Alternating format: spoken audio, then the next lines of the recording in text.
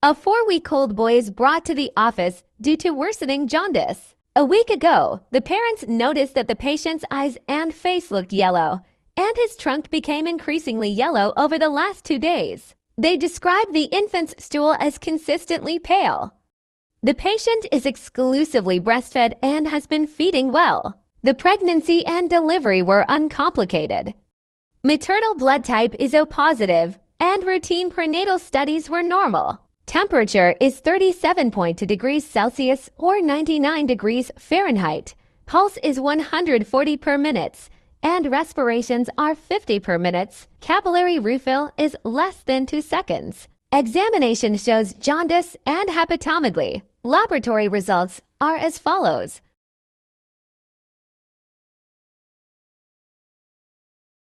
What is your diagnosis? This neonate's pale stools, hepatomegaly, and direct hyperbilirubinemia are concerning for biliary atresia or BA, the most common indication for pediatric liver transplantation. BA is characterized by progressive fibrosis and obliteration of the extrahepatic bile ducts connecting the liver to the small bowel. Therefore, bilirubin is conjugated by the liver but cannot be excreted, leading to cholestasis. Newborns are initially asymptomatic but develop conjugated hyperbilirubinemia at age 2 to 8 weeks, which manifests as jaundice, acholic stools due to absent biliary pigment, and dark urine due to renal excretion of bilirubin. Without treatment, the liver becomes inflamed, for example, hepatomegaly, and eventually fibrotic.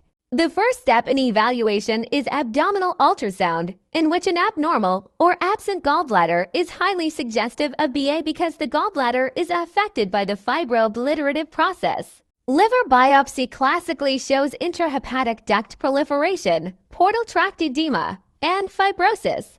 However, biliary obstruction on intraoperative cholangiography is the gold standard for diagnosis. Once BA is confirmed, hepatoportoenterostomy or COSI procedure is performed to reestablish bile flow from the liver to the small intestine. Most patients eventually require liver transplantation.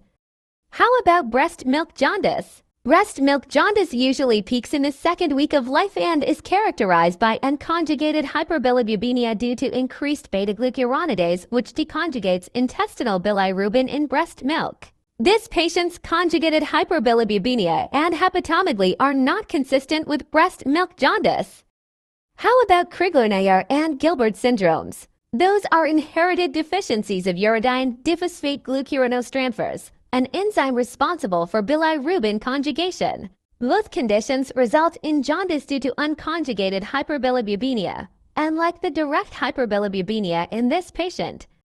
How about autoimmune hemolytic disease? Autoimmune hemolytic disease, or erythroblastis fetalis, is caused by a mismatch between infant and maternal blood types, for example, Rh disease, ABO incompatibility. Patients have unconjugated hyperbilirubinemia and Coombs-positive hemolytic anemia, which are not seen in this case. How about physiologic jaundice? Physiologic jaundice is benign, unconjugated hyperbilirubinemia that appears on days 2 to 4 of life and typically resolves within 1 to 2 weeks. Conjugated hyperbilirubinemia is always pathologic.